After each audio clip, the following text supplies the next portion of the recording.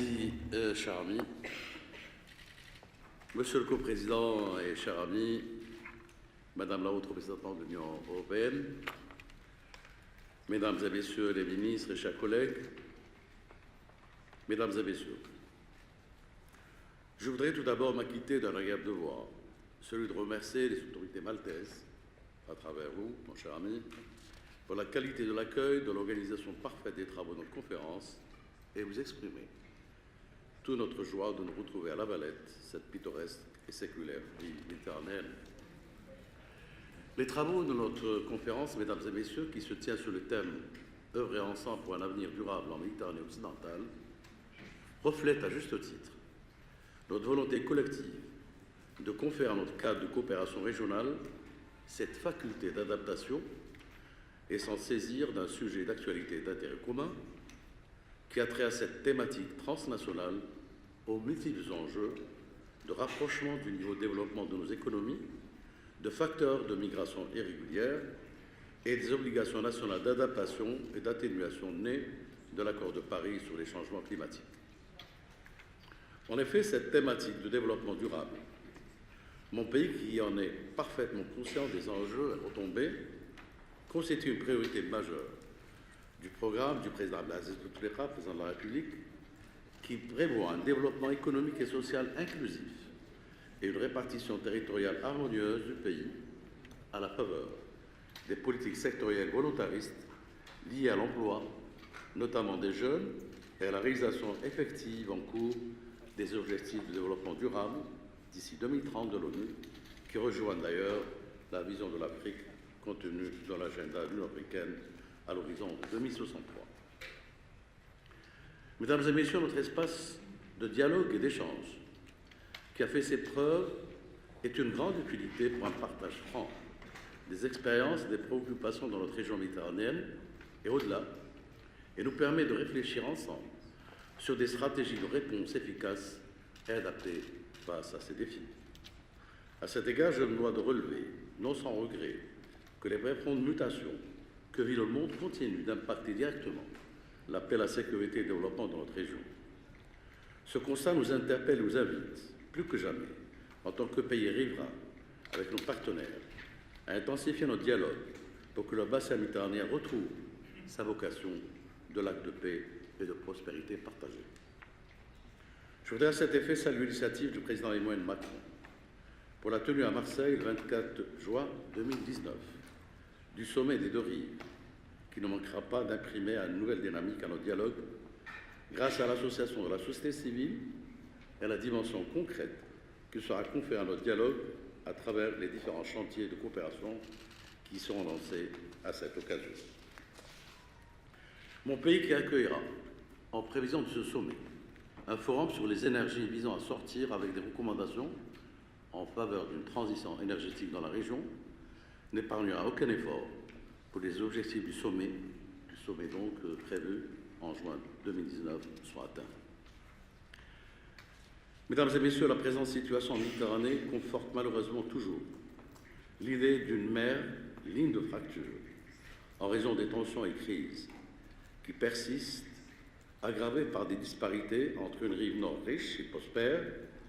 et une rive sud qui aspire légitimement au développement à travers notamment l'appui de ses partenaires du Nord.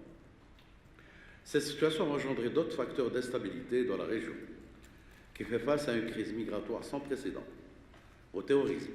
au crime organisé qui prennent malheureusement de nouvelles formes toujours plus complexes.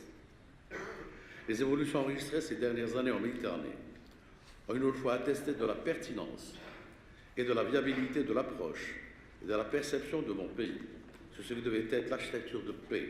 de sécurité et de développement de cette partie particulièrement sensible du monde. Mesdames et Messieurs, l'Algérie reste plus que jamais fidèle à sa politique de non-ingérence dans les affaires internes des autres pays et a toujours plaidé en faveur du dialogue et de la concertation comme approche idoine et durable de règlement des conflits en dehors de toute ingérence étrangère et en favorisant l'appropriation des processus de sortie de crise par les pays concernés eux-mêmes. C'est ainsi que la politique méditerranéenne algérienne, axée principalement sur le bon voisinage et la contribution constructive, vise l'instauration d'un espace de paix, de sécurité et de stabilité ainsi que de prospérité partagée dans notre région. Permettez-moi de rappeler ici brièvement les positions de mon pays à l'égard de certains conflits et crises qui continuent de peser sur la sécurité et la stabilité de la région méditerranéenne. En Libye, tout d'abord, nous avons toujours considéré que la multiplication des agendas et des interventions étrangères minimise les chances de faire aboutir le processus de règlement juste et durable de cette crise sous l'égide des Nations Unies que conduit le représentant spécial du Secrétaire général, M. Hassan Salam. Nous n'insisterons jamais assez sur la nécessité d'un agenda unique pour la Libye et l'impératif de faire cesser les ingérences étrangères qui continuent de constituer le véritable obstacle à l'aboutissement du processus de paix dans ce pays voisin et ami. C'est pour cela que nous continuons de penser que la solution de la crise libyenne ne peut provenir que du peuple libyen lui-même, en dehors de toute immixtion étrangère et à travers un dialogue inclusif afin d'aboutir à des solutions consensuelles,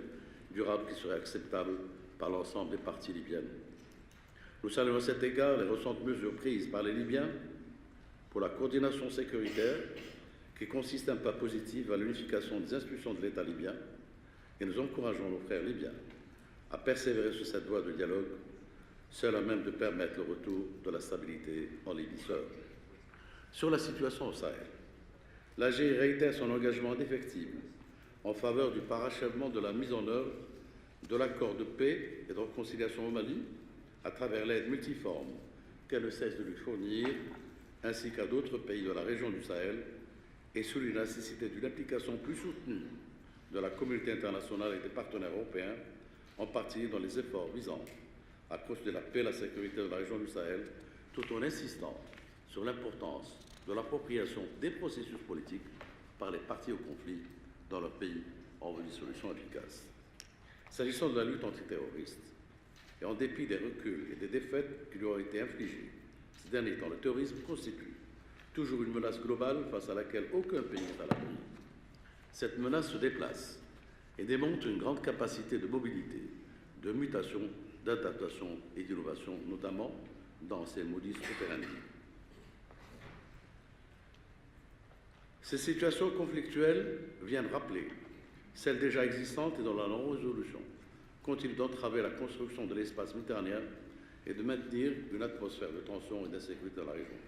Il s'agit principalement de la question palestinienne qui nécessite une conjugaison des efforts en vue de sortir de la situation de blocage actuelle du processus de paix et mettre fin ainsi aux souffrances quotidiennes du peuple palestinien à travers le recouvrement de ses droits nationaux légitimes. C'est parce que la sécurité en région méditerranéenne, notre espace commun, est indivisible et interdépendante que nous sommes particulièrement attentifs à la contribution de nos voisins du Nord sur ce qu'il y a lieu d'entreprendre en termes d'approche et d'action pour mieux prendre en charge les préoccupations, notamment au plan sécuritaire de notre région. Je tiens à rappeler, mesdames et messieurs, à cet égard, l'importance d'une plus grande participation des pays de la rive nord dans les efforts de développement économique et social consentis par les pays du Sud. J'estime en effet que l'accroissement des flux des idées des pays de l'Union européenne dans la sphère productive des pays de la rive sud est de nature à appuyer la mise en œuvre des réformes dans ces pays, notamment en matière d'attractivité, des investissements et des diversifications économiques. L'aggravation de la crise migratoire en Méditerranée nous interpelle à plus d'un titre et exige une prise en charge solidaire et efficace de ce phénomène à travers une approche globale que mon pays a toujours prônée, qui allie à la fois les impératifs de sécurité, de développement et de respect de la dignité humaine. L'Algérie, qui est devenue ces derniers temps un pays de destination, déploie d'importants efforts et sur ses fonds propres pour sécuriser ses propres frontières et lutter contre la migration illégale. Mon pays, qui a mobilisé d'importants moyens pour la prise en charge totale du retour volontaire des migrants dans leur pays d'origine, ne saurait tolérer, en aucune manière, qu'il soit porté atteinte à sa sécurité par des groupes de pseudo-migrants impliqués dans ce qui se passe dans certains pays de la région. Nous estimons que le sommet de Malte sur la migration entre l'Afrique et l'Europe, même s'il a permis de prendre conscience de la gravité de ce phénomène et d'urgence d'y faire face, n'a pas prévu d'engager une vraie dynamique qui serait à même d'apporter des réponses appropriées, efficaces et durables pour traiter la question de la migration. Il nous semble que les efforts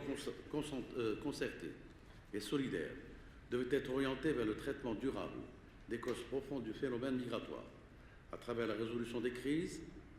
le développement des partenariats et la promotion de la mobilité entre les deux rives voisines de la Méditerranée occidentale. Je ne terminerai pas mon propos, mesdames et messieurs, sans remercier mes collègues français et maltais,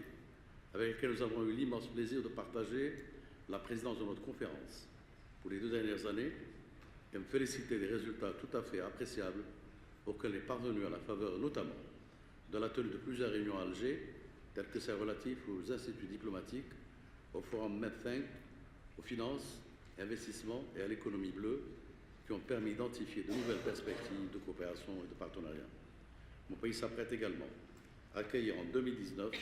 la 3e conférence ministérielle du dialogue 5+5 sur la culture, qui ne manquera pas certainement